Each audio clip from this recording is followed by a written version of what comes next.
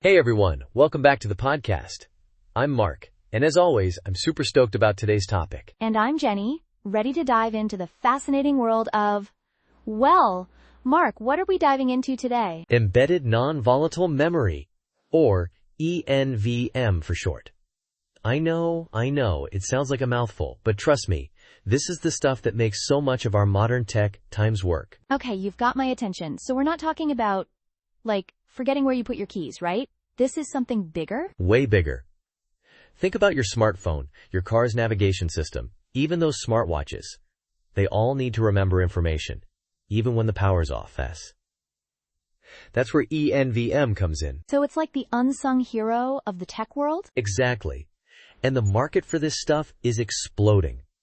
We're talking about a jump from around $4 billion in 2023 to over 10 times billion times by 2032. That's a lot of memory. Wow, that is significant growth. What's fueling this massive expansion? A few things.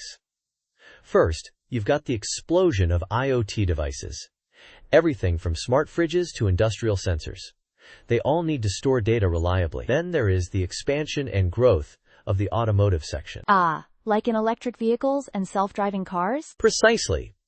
Those advanced driver assistance systems, ADAS, they need to process tons of information in real time, and they can't afford to lose any of it if the power flickers. eNVM provides that crucial reliability. So it's not just about storing data, it's about storing it times safely?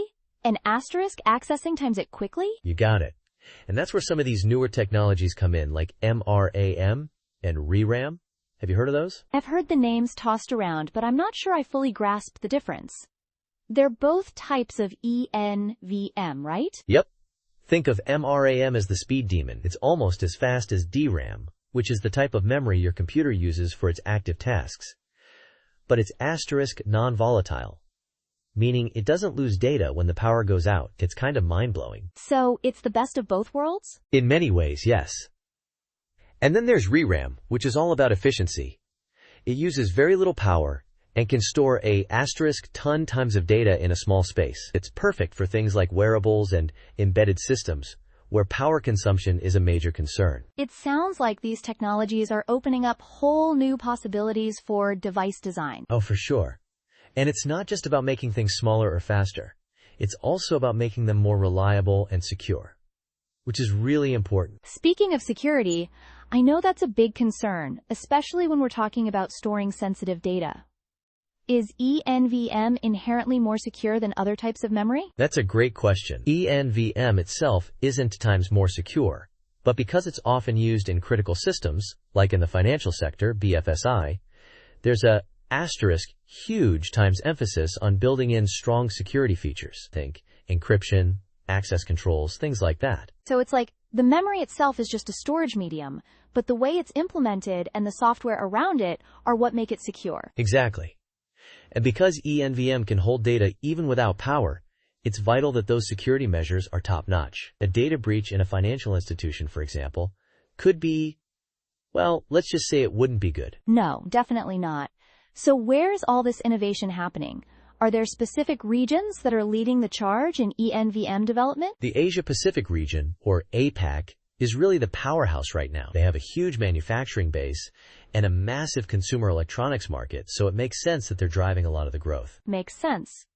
What about North America? North America is also a major player, but they tend to focus more on research and development, pushing the boundaries of what's possible with these new technologies. So you have like the APAC region dominating in current market, but North America is really trying to innovate. It's a global effort then.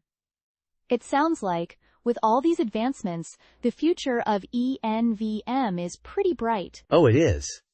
And as AI and machine learning become more prevalent, the demand for fast, efficient, and secure memory is only going to increase.